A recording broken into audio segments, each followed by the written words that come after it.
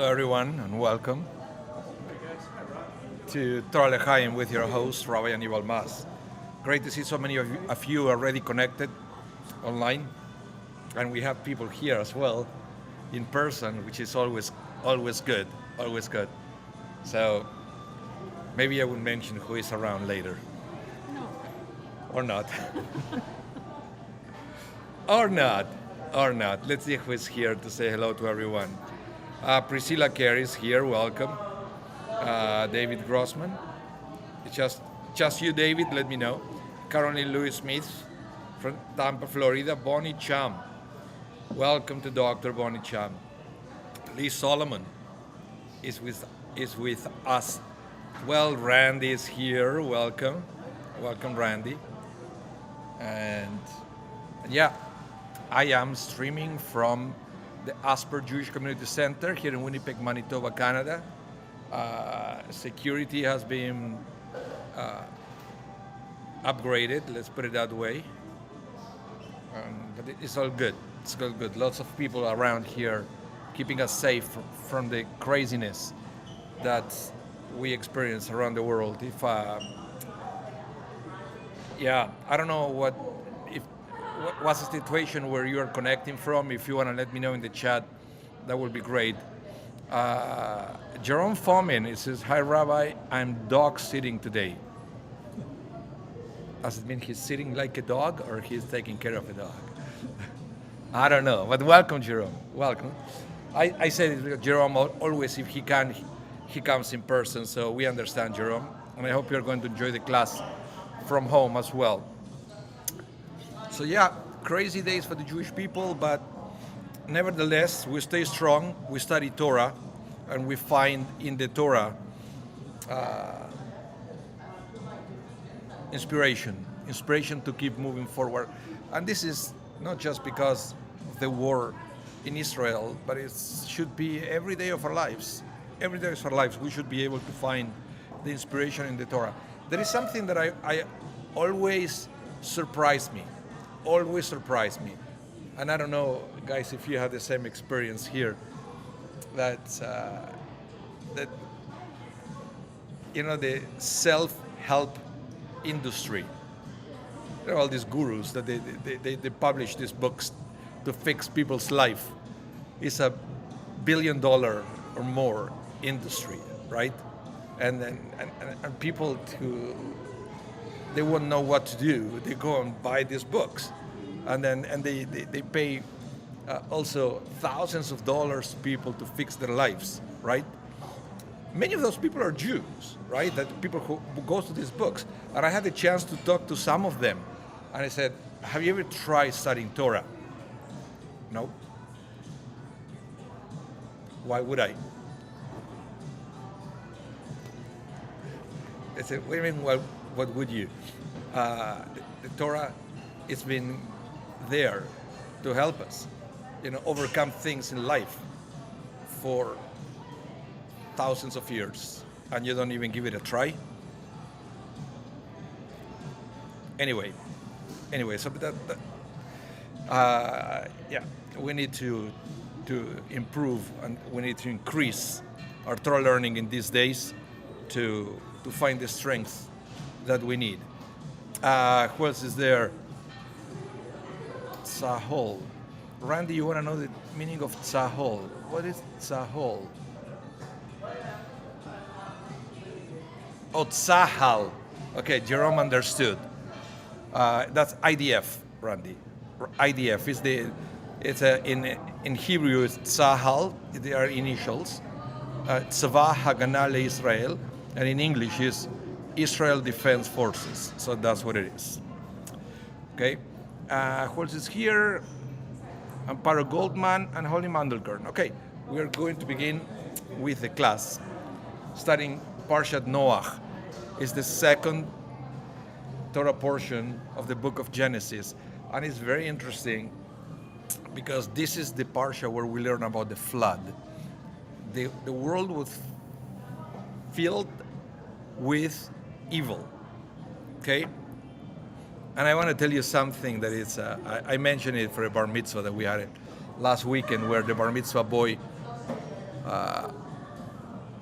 had the opportunity to read from Parshat Noach, right? And you see the Parshat Noach, when God is saying that the world was full of evil, the word used there is Hamas. Do you know that? Lawlessness and evil and the word in Hebrew is Hamas. You cannot make up that.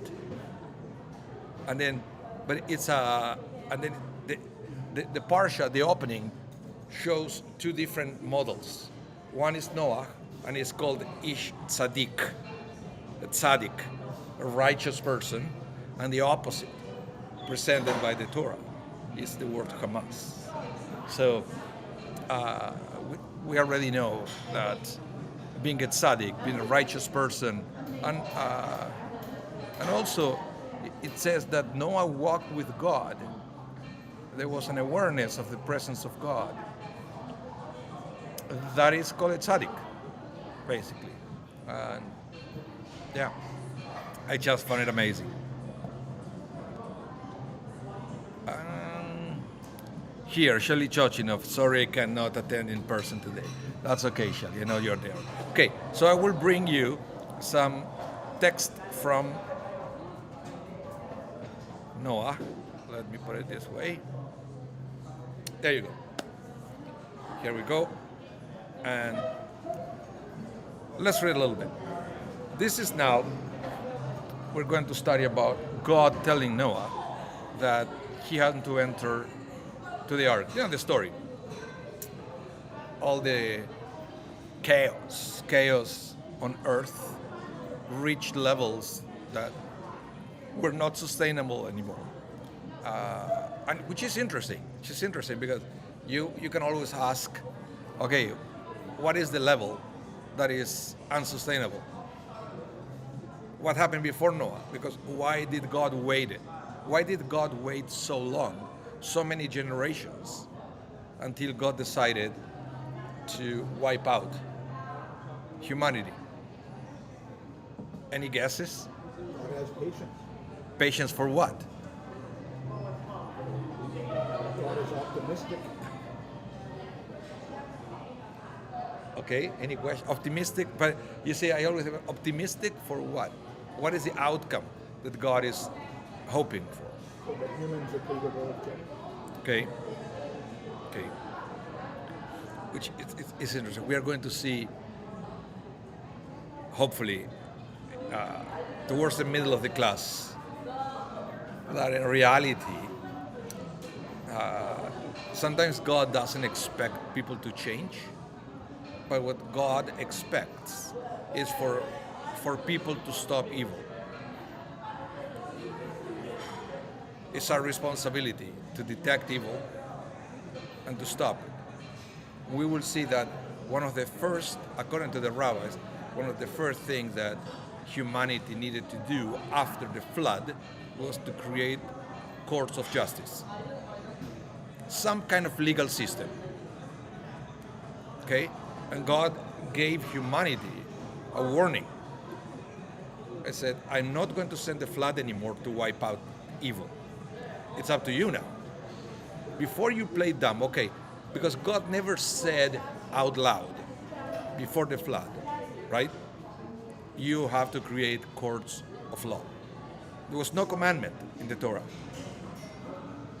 It's almost like God gave humanity the ability of figure out some kind of laws to rule society without any guidance. Can humanity do it without any guidance? Clearly not. But the same happened with Adam and Eve. Okay? Even though it was a commandment, you should not eat for the fruit, boom, they went and eat it. But after that, we have Cain and Abel, right? What happened with Cain and Abel? Cain killed Abel. Was that bad? There was no rule of law. God never said, you shall not kill your brother. Right? But we see for Cain's answer, when God accused him of doing something to Abel, Cain was trying to find an excuse. Am I my brother's keeper? it's almost like he knew that it was bad. God didn't have to say, but he knew it. He sensed that something wasn't right of what he did, but still didn't take responsibility. Adam and Eve, when they ate the fruit also, no responsibility. Oh, well, the woman, she gave it to me. And the woman, oh, well, the snake, it tricked me. Right? And then you can say, okay, fine. Many generations goes by, and we have the corruption of the generation of Noah. Okay? Let's see what people say here. Currently, Louis Smith, oh, he's talking about the jokes of the two boats and an helicopter. You know the jokes of the boat and an helicopter? It's a famous one. Okay, Priscilla said, God knows the outcome from the A to Z.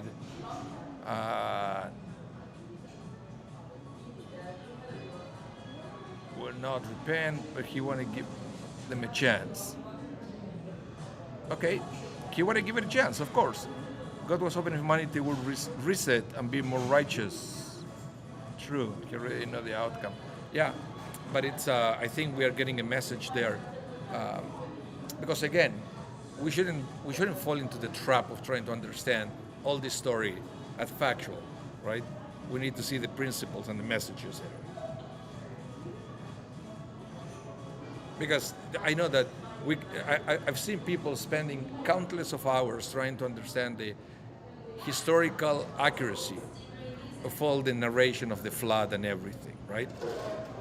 And I think they're missing the point, or let me say, no pun intended, they're missing the boat of the real reason why these stories are in the Torah. Not to teach us story, but to teach us morals. That there is something here for us to learn in the moral department. And that is that most of the time we know what is right and what is wrong. Okay? It's just that we don't care and we do evil. Or we care a little bit and we let evil continue, right? Because we don't want to get involved. And many things in between. But there was someone that it was Noah that he said, no, I'm not going to follow that path. And he didn't fall into evil. But again, Noah wasn't perfect. He was a tzaddik, but he wasn't a full tzaddik. Noah, was he a full tzaddik?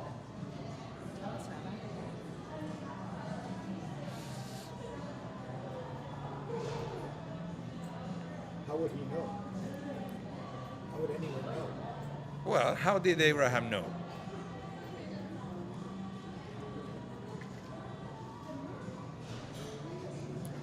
We'll see. We'll see in a minute. Now, we're in Genesis 7:1. It says, this is already when the rain started, okay? Noah already built the ark. Hashem said to Noah, come into the ark, you and your household, for I have seen that you alone in this generation are righteous before me. Okay? You alone. Oh yeah, Holy Mandelkern is reminding us that before this, when Noah is described, it says righteous in his generation. And that is actually, Holy, the thing with that righteous in his generation is difficult to understand because is God praising Noah? He said, hey, look, even though this generation was evil, he was a righteous person. Or is God making it a relative thing? I said, well, Noah was righteous in this generation. As he was born in Abraham's generation, he will be one more. Right? It doesn't read there. It's from a previous verse. But yeah, that's why that verse that is said, righteous in his generation, is not clear what God is trying to tell us. If Noah was a perfect tzaddik in the midst of evil, or a relative tzaddik because everybody else was so corrupt.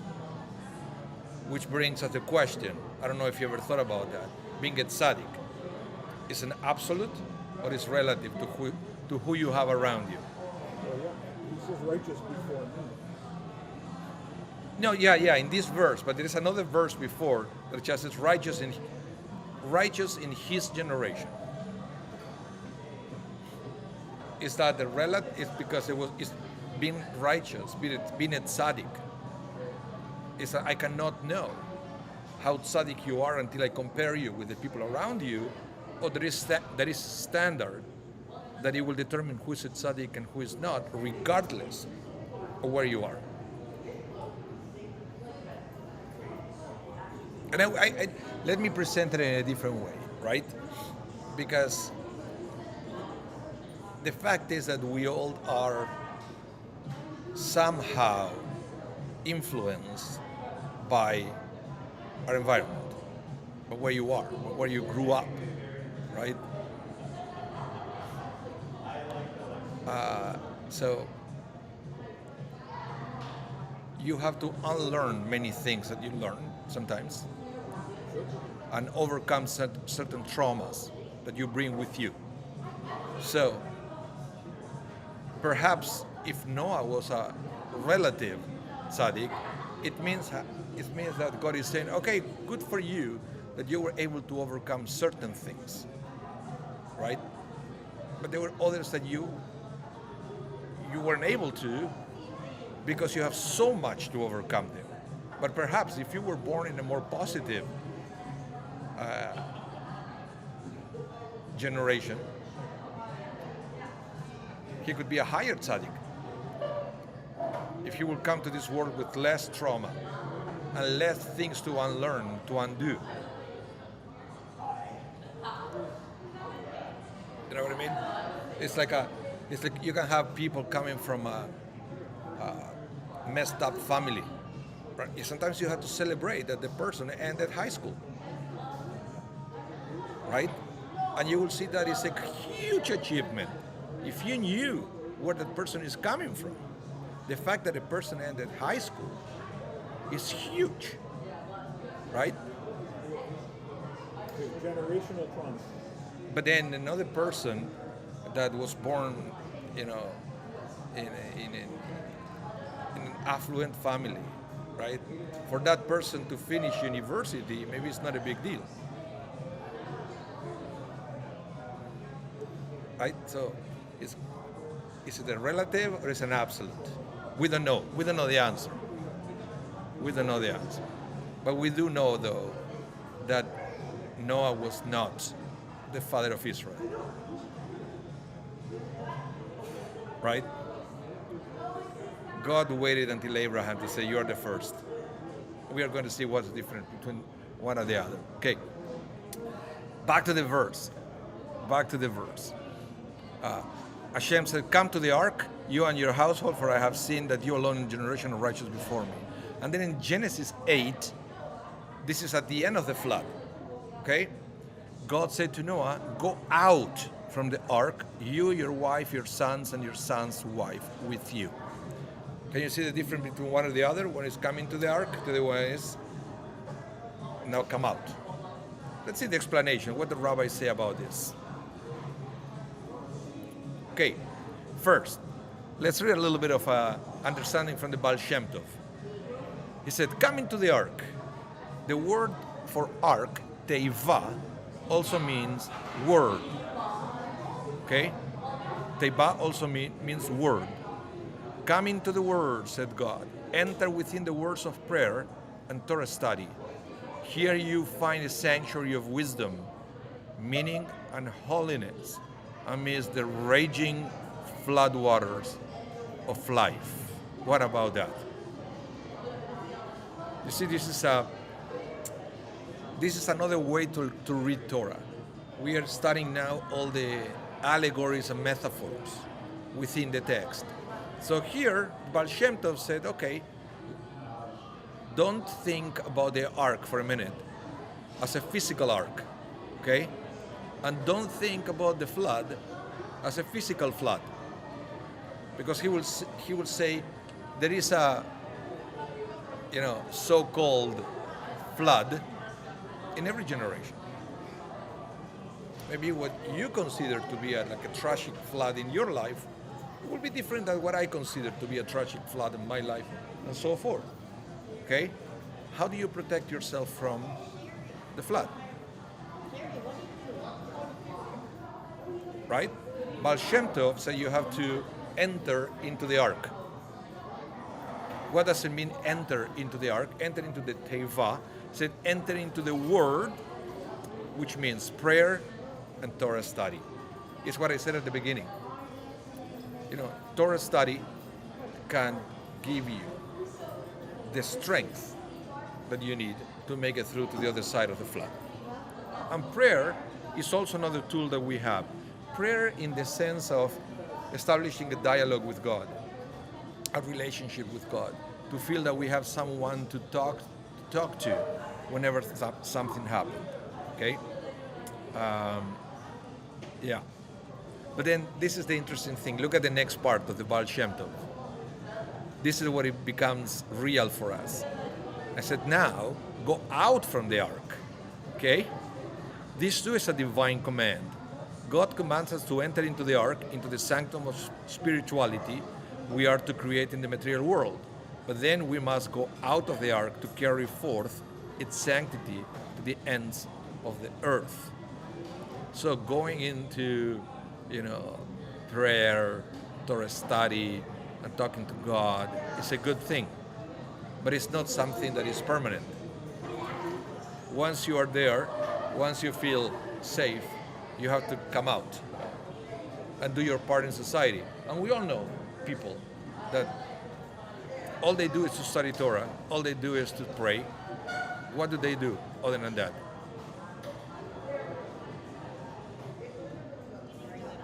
Very little. So the Baal Shem Tov said that it has to be a balance. You come to the ark to get out of the ark.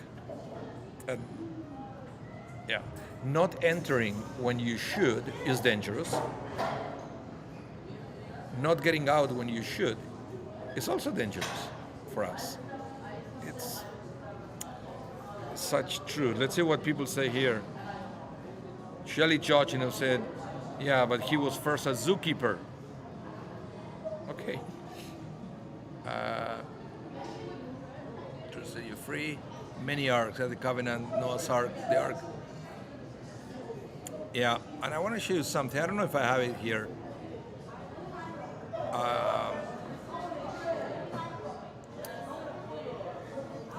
The other thing of the ark, I don't know if you remember. Remember the commandment of God how to build the ark? That has to cover it with pitch, I think it's called. So the waters won't get inside, right? And I think that's a wonderful metaphor as well. The sense that you can go through a flood without the waters getting inside. Because I think that's the problem.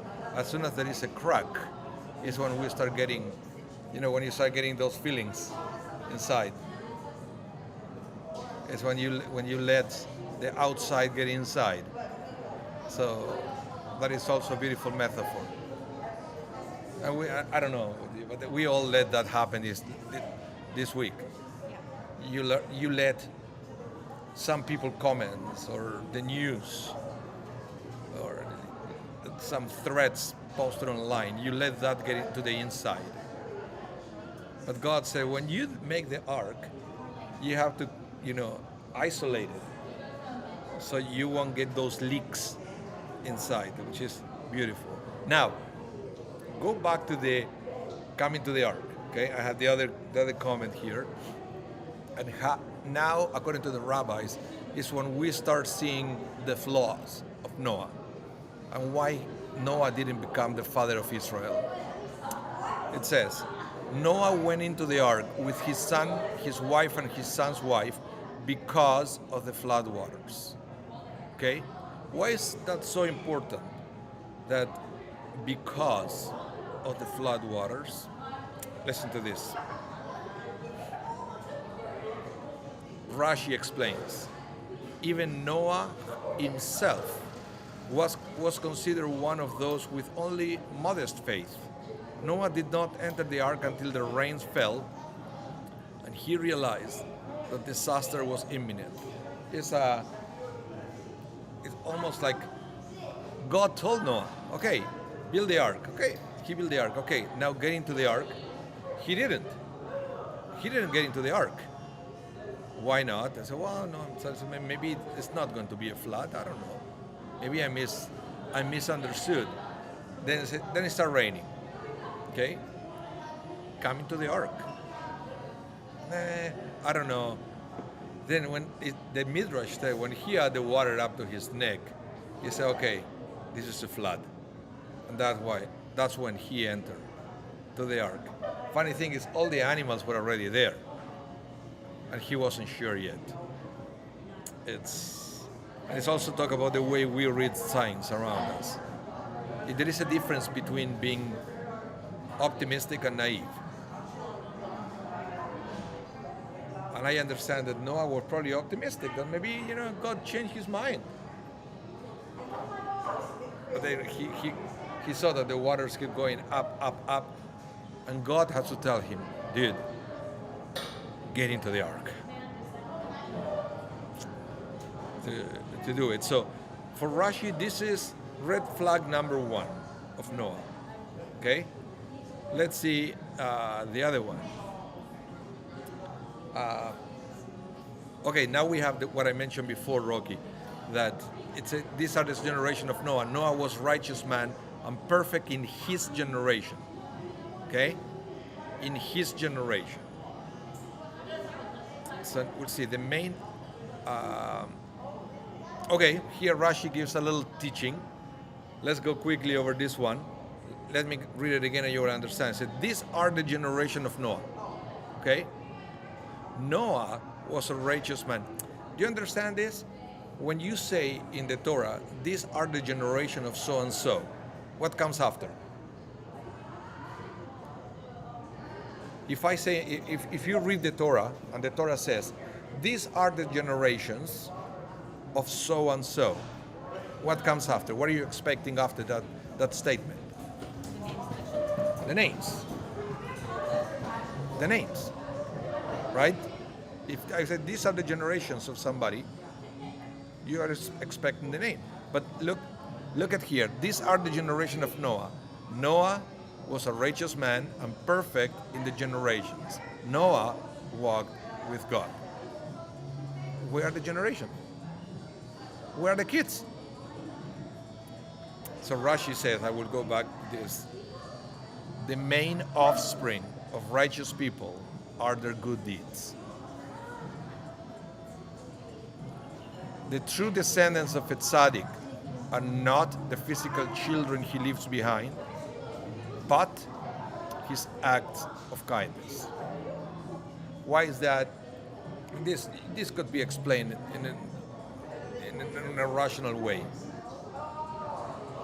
When we have children, right? When we are gone, they stay. And they continue our lives. When you do good things for the world, right? The impact of all that kindness, all that goodness, all the charity you gave, the impact will continue being in the world even after you're gone. Just like your children.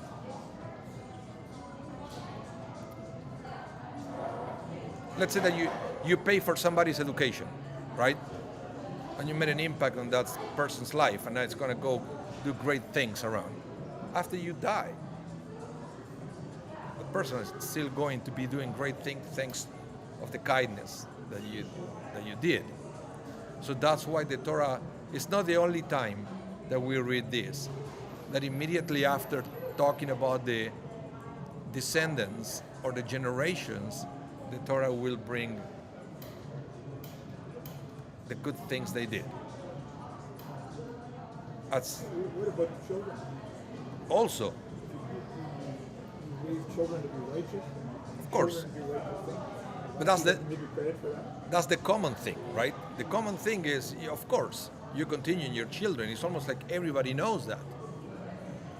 It's a logical thing, but it's not so logical to understand that your good deeds are also something that stays after you are gone. And this is the first time that we learn this in the Torah. So it's clear that the Torah is teaching something that is not so clear for us. Otherwise, it wouldn't bring it up. It's sorry? Not sure I agree. The what? Wouldn't many people say that their main offspring, if they're a righteous person, is the kind of children they produce?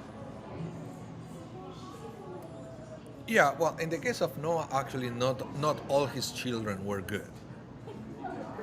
I don't know if you remember what happened after the flood, right? But eventually the Torah will talk about his children. But it's also talking about here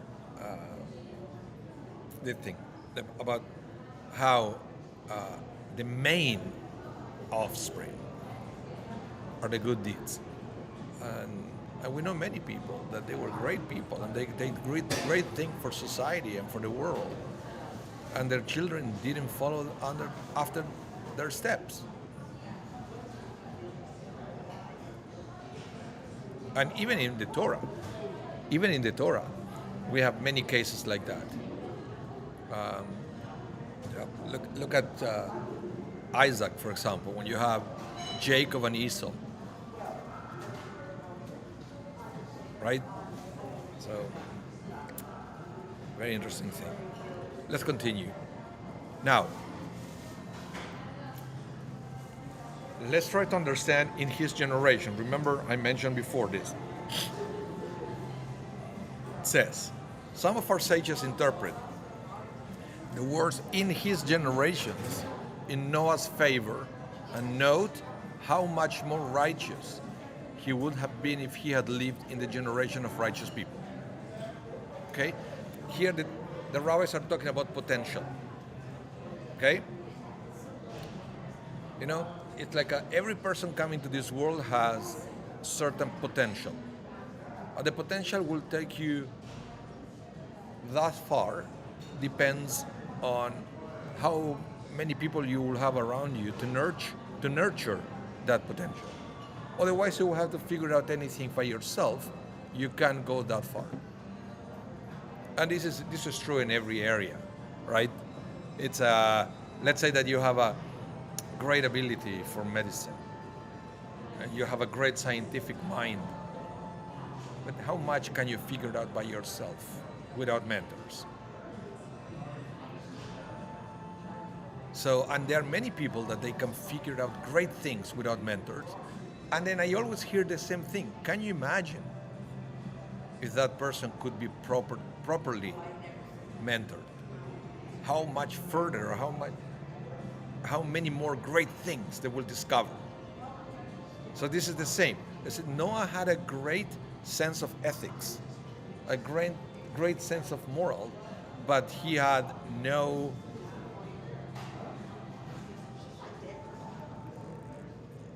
he couldn't go and read a book about something. You know how much benefit we have in this generation? That if you want to learn about something, you go to the library, you pick up a book, you go to the internet, you search about it, and you can study about it. You can find somebody else and you can debate with another person and have a great outcome out of that debate. Noah didn't have any of that. He didn't have a teacher. He didn't have, let's say, this word, he couldn't go to yeshiva to learn. No rabbis, no role models. And I see this all the time with my bar mitzvah students, that sometimes they talk about their role models, right? A role model that it will inspire you. Noah didn't have any of that. And he still managed to avoid becoming an evil person. Okay? So the Talmud asks, can you imagine how much more he could have achieved had he lived in a generation of righteous people? Now, other sages interpret the phrase derogatorily by explaining that in comparison with Noah's own generation, he was considered righteous.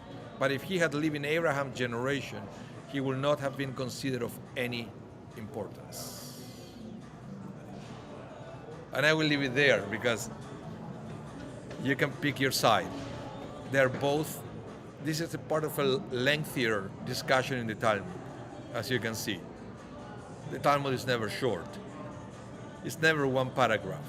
And they bring, the rabbis bring different arguments for one side or the other. Okay? Yeah, Shelley Chochinov said, everything Noah did was intuitive. Okay? Out of intuition. Amparo, you said, Noah reproved the people of his generation from a humanistic point of view. He admonished them concerning their interaction between people. Interesting that you say that, Amparo, because the rabbis will say that the biggest problem with Noah is that he did not do that. He did not rebuke anybody. Let's see. Let's see what I'm talking about.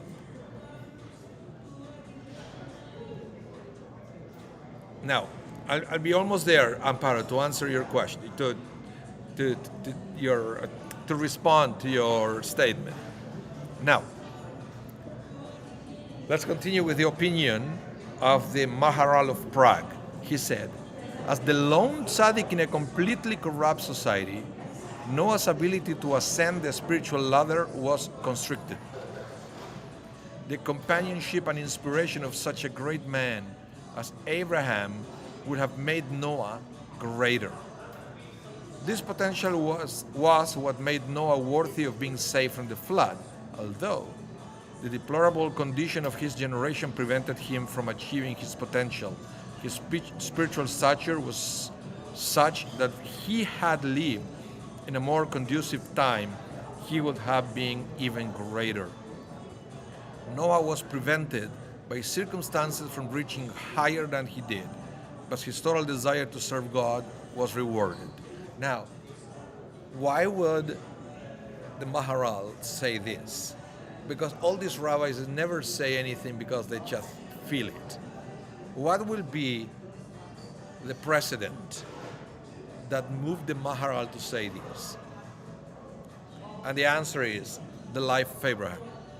When Abraham had all this desire to serve God and all these great ideas, when he figured out that there is one God, right? This is amazing. What is the first thing that God said to Abraham?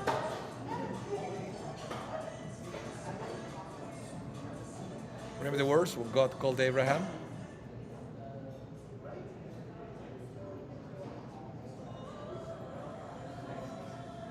Two words, Lech Lecha.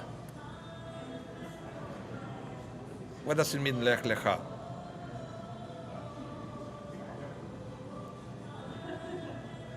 It's usually translated as go forth, right?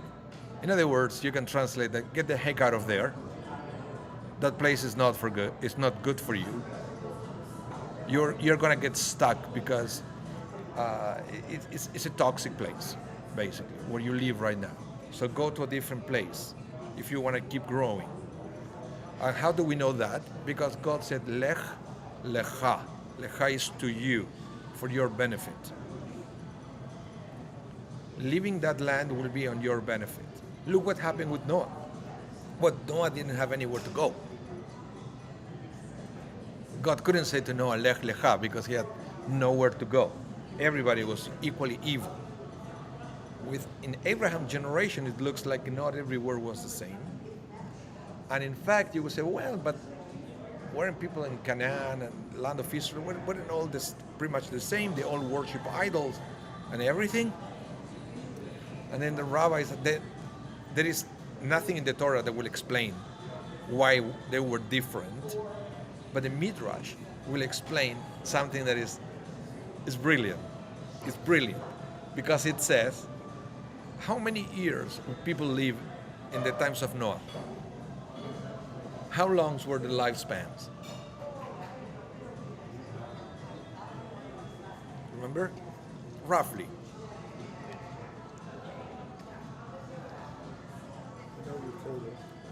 Almost 1,000 years. everybody will live around 900 and something, right? Who was the one who beat the record? Methuselah, how do you say? Methuselah, right? He was the one who beat all the records of longevity. Now, which means that if you count years and generations in between Noah and Abraham, right? Because eventually God changed that. Eventually God said people are not going to live that long. From now on, the max is going to be 120. Okay? But that's another episode in the Torah. So what happened is, if you put all the thing together and you count generations between Noah and Abraham, technically Noah was still alive when Abraham was born. And so was Noah's son Shem. Shem, the father of the Semites, right? So the Midrash will say that Shem opened like a house of study. Shem became very acquainted of God and learned. Because, when you live 900 years, you have a lot of time to experience things by yourself. Then if you're willing to learn, I will teach you. So, where Abraham was living, he had no one to guide him. So it's almost like God said to Abraham, get out of there. I will send you somewhere else where you're going to meet a couple of great people there. So, according to the Midrash, Abraham learned from Noah a little bit can't remember, I think if Isaac was also there is an overlap with Noah, or Noah was already dead. I can't remember all those little details. But he said that's why God sent Abraham to that land, because if you follow the years in the Bible, that's what you get. That there is an overlap between Noah and Abraham. Anyway, yeah, Methuselah lived 969 years.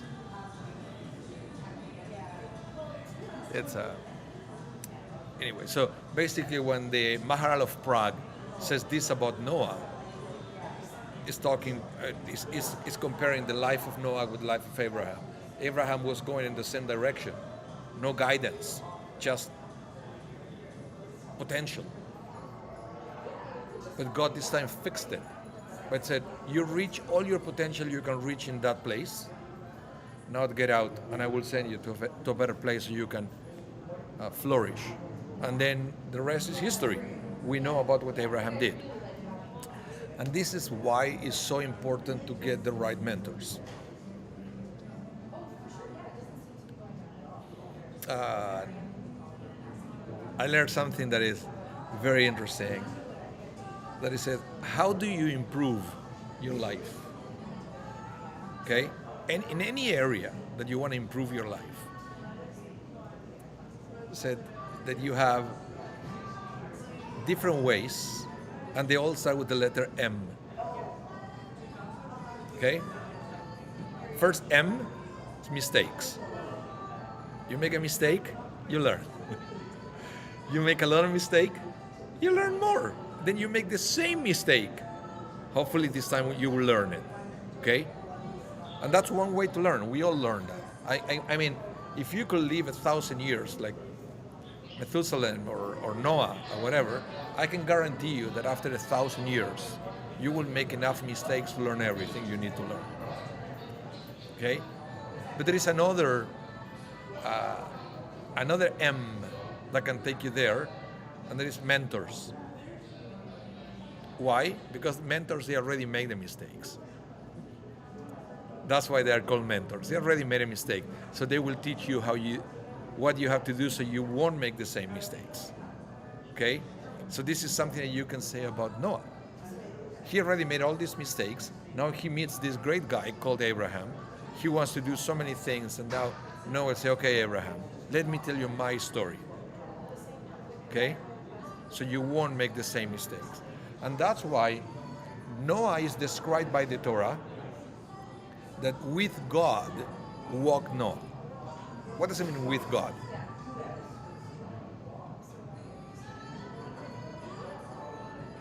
Think about that in a minute. What does it mean one with God? When God talked to Abraham, God said to Abraham, Teilech lefanai, walk in front of me. What is the difference between walking in front of God versus with God?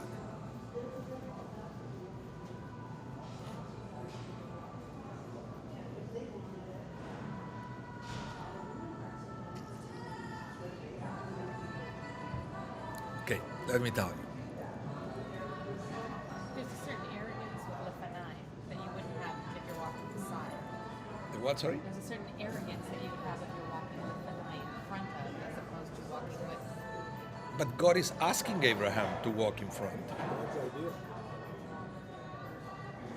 God's idea. That's the thing. And then basically, what the rabbis understand out of that is with God means, whatever God says, I will do. If God doesn't tell me, I won't even try to figure it out on myself. I will do exactly what God tells me. But with Abraham, we'll say, you have to take the initiative. And that's why when God said that to Abraham, God empowered Abraham to even challenge God. What are you going to destroy Sodom? Said Abraham to God. What if there are 50 righteous people there? No, I will never say that. God said to Noah, there is evil everywhere. Build the ark, save yourself. What did Noah say? Yes, sir. Did he convince even one person to change? No. No one. And you will see that when God said Lech Lecha to Abraham, leave your city, you will say that Abraham left with who? Sarah, his wife, Lot, his nephew, and the Torah said, and all the souls he made there, all the converts that came with him. About Noah, we never learned this. Again, second red flag for Noah. He never did anything to try to change people.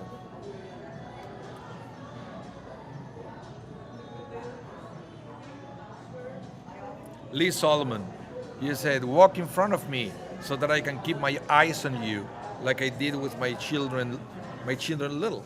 Yeah, but I think for the children, you have to, it's like, for little children, you say, walk with me. You hold their hands, right? And if you don't move, they don't move. They stay there.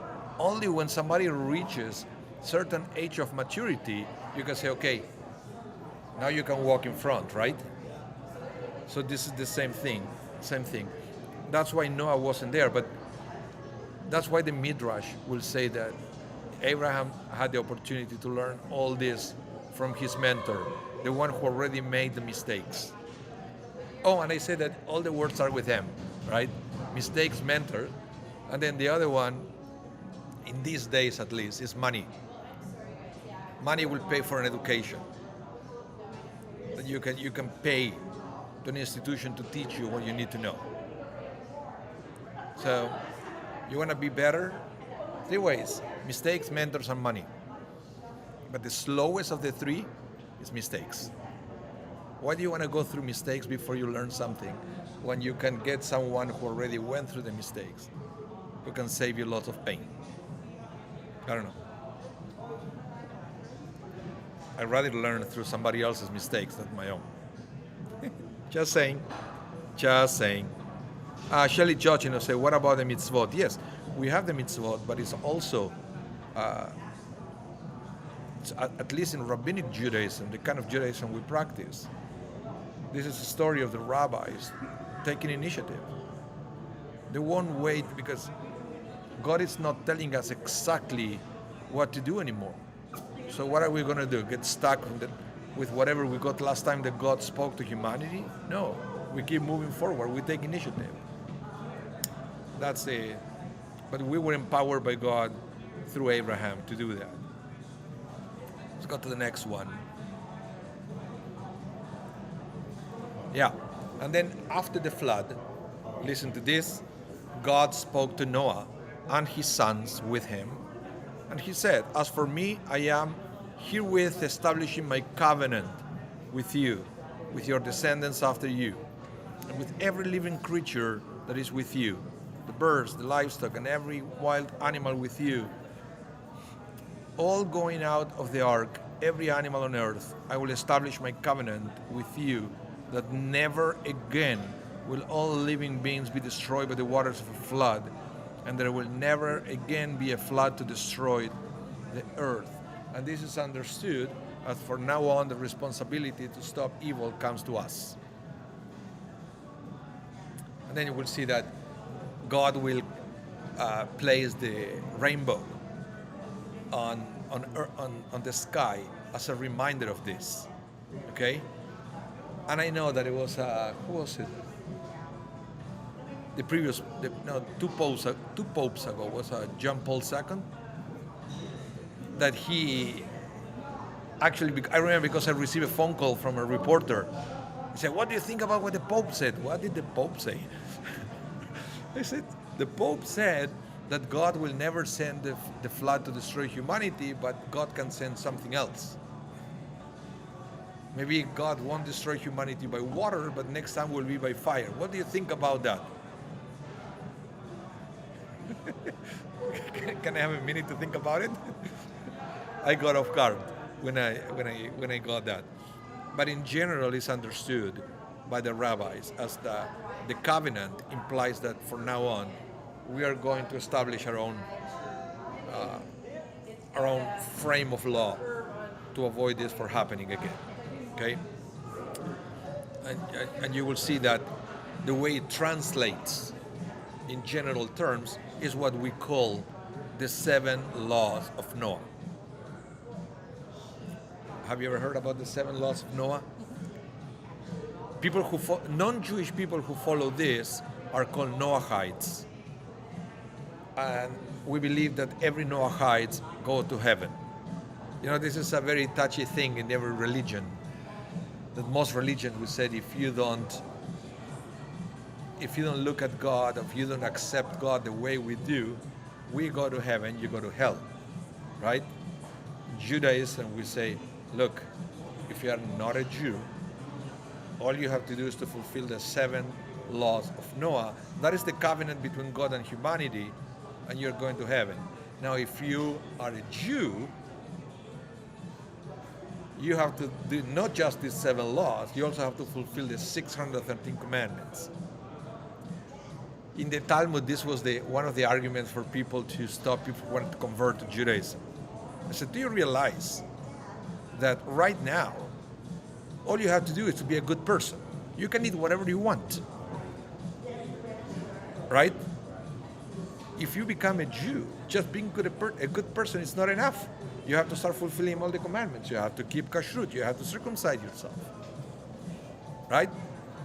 And then the Talmud continues. And I said, if the person said, I'm aware of that, and I still want to do it, and said, then you take it to the mikvah. But it's going through this. So which are the 7 laws of Noah, according to the Talmud, are, number 1, prohibition of blasphemy. Okay? Number 2, the prohibition of idolatry. So in other words, this means that every religion in the world that does not believe in idols is immediately a Noahide religion. Islam is automatically a Noahide religion, according to the rabbis. Christianity, it was a big debate in the Middle Ages.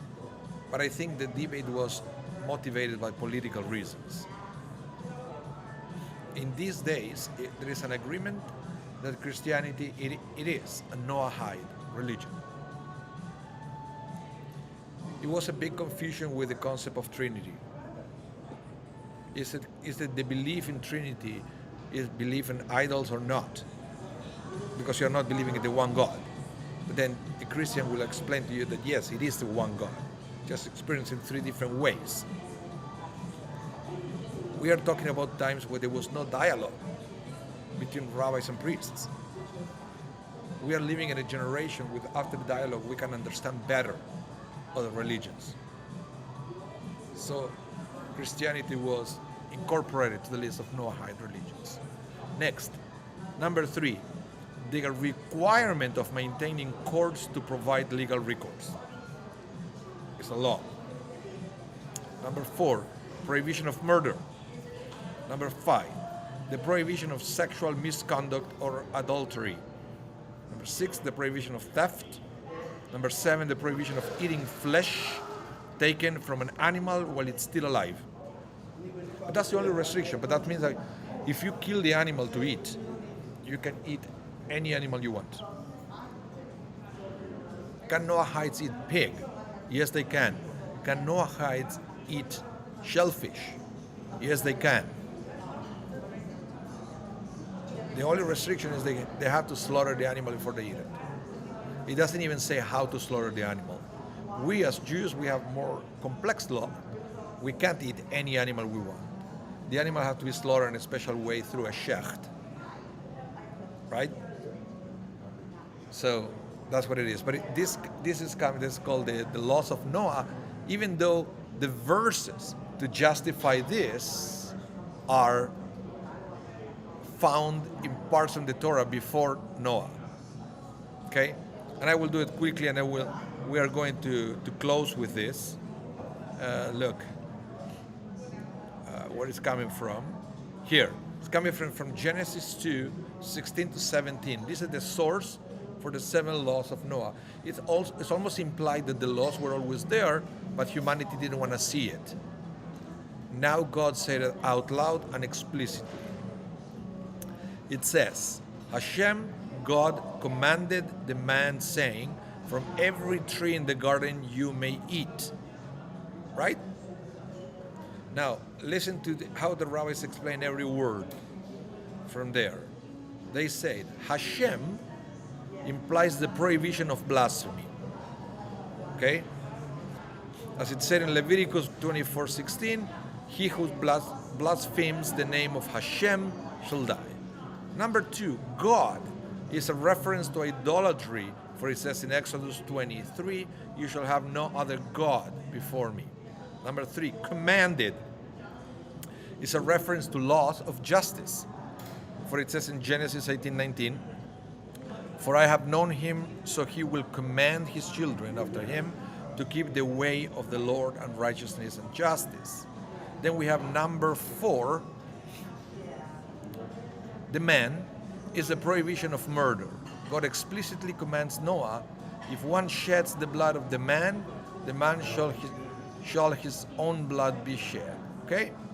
Saying refers to sexual misconduct or adultery, as the prophet Jeremiah says, saying if a man divorces his wife. Number 6, from every tree in the garden is an implicit prohibition of theft. It shows that permission is needed to take something that is not explicitly yours. Number 7, you may eat implies that there are things which may not be eaten. In this case, the limbs of a live animal. Okay? So, of course, that is in the Talmud, it will expand and explain each one of that with multiple examples and more explanations, but I just want to make it clear that it is implicit that all these laws existed before Noah, but nobody did anything until God explicitly said it after Noah, that it has to be observed by anyone. And if there is something that we learn, is that, yeah, we need the law. Without a law, you know what people said, no, we don't need the law, we can figure things out. You know, no, it never worked that way. People may have good intentions, but doesn't work that way. Okay, everyone, thank you so much for your attention. It's already 1:06. We are 6 minutes in overtime here. The class will be rebroadcasted at 8 p.m. tonight, Central Time. If you missed the part, you can go on 8 p.m. and catch the restream. So, yeah. And also next week, same times at noon Central Time, here at the Asper campus or online. So thank you so much, everyone. Stay safe. Let's keep praying for Israel. And if you haven't done so, send a donation to support the Israel efforts to establish peace in the region as soon as possible. So we all pray for that. Thank you, everyone. Have a wonderful rest of your day. Stay safe. See you soon. Bye.